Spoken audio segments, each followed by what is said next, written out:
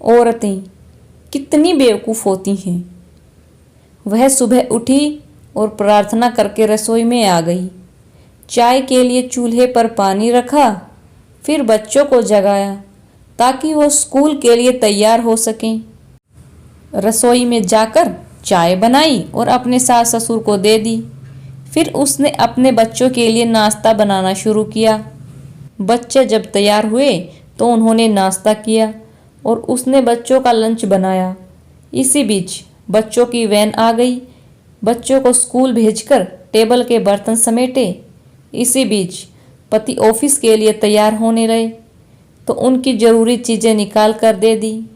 जल्दी से किचन में आई और पति के लिए नाश्ता बनाने लगी।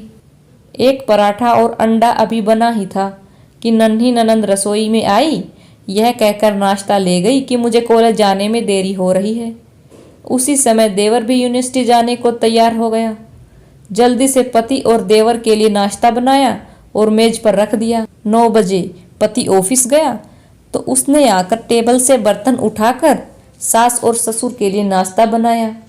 जब तक सास ससुर ने नाश्ता किया तब तक वह रसोई साफ कर बर्तन धो चुकी थी।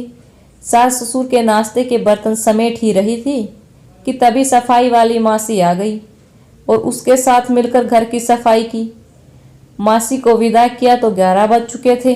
तभी घंटी बजी और उसकी विवाहित ननंद अपने 2 छोटे बच्चों के साथ आ गई।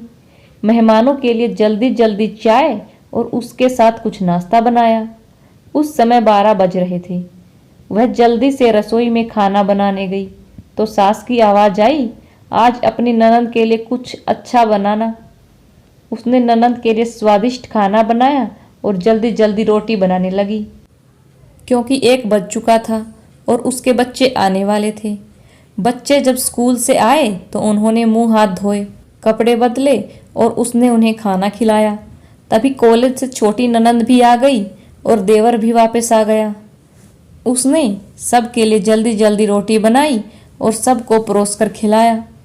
जब सब खाकर उठे तो 3 बज चुके थे और उसे अचानक भूख लगी। उसने मेज पर हॉट पॉट में देखा और एक भी रोटी नहीं बची थी। वह सब बर्तन समेटकर रसोई में जा ही रही थी कि उतने में उसका पति घर में दाखिल हुआ। उसे देखकर पति ने कहा, मुझे बहुत भूख लगी है, जल्दी से खाना निकालो। वह झट से रसोई में गई और अपने पति के लिए रोटियां और कुछ सब्जी बनाने लगी। जब उसने अपने पति के लिए खाना बनाया तब तक 4 बज चुके थे। उसके पति ने उससे कहा, आओ तुम भी खा लो। उसने आश्चर्य से पति की ओर देखा क्योंकि उसने सुबह से कुछ नहीं खाया था। वह पति के साथ खाना खाने बैठ गई।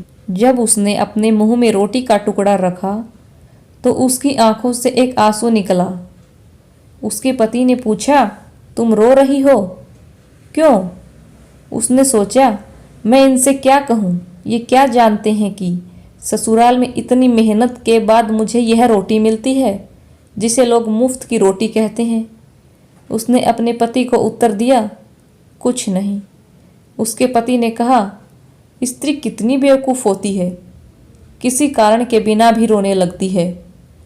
अगर आपको यह वीडियो पसंद आई तो वीडियो को लाइक और चैनल को सब्सक्राइब करें। धन्यवाद।